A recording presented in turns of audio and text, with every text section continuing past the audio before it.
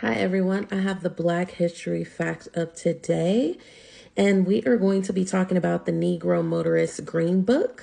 Okay, this was essentially a guide for African Americans to use across the United States on cities and towns and states where Black people could launch, they could purchase goods and things like that in towns that were safe because across the United States, there were sundown towns, there were areas that not necessarily were considered labeled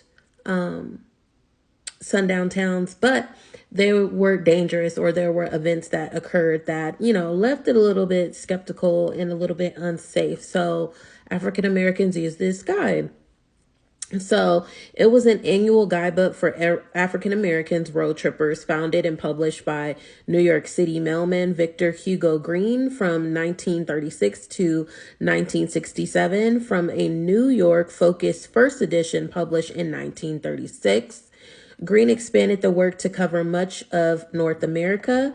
The Green Book became the Bible of Black travel during the era of Jim Crow laws, when open and often legally prescribed discrimination against African Americans and other non-whites were widespread. Green wrote this guide to identify services in places relatively friendly to African Americans so they could find lodging, businesses, gas stations that would serve them along the road. It was little known outside the African American community shortly after the passage of the Civil Rights Act of 1964, which outlawed the types of racial discrimination that made the Green Book necessary. Publication ceased and fell into obscurity. Now, I was doing a little bit of research, and you can find copies of the book on Amazon that I've seen.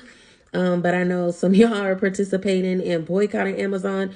So I don't know. I guess you could go on their website and find more information. The Smithsonian Institute, also you could purchase through them as well. So that is also another alternative. They do put together exhibits and everything for this. So I'll also look into that as well. You could ask for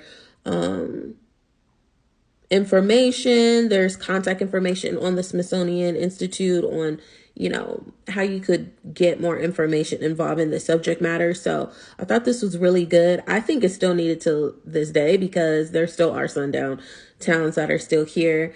I'm actually going to purchase and get my hands on one of these copies just to see, because I do travel a lot. And I want to see if some of the places where I felt uncomfortable, if they're in the book.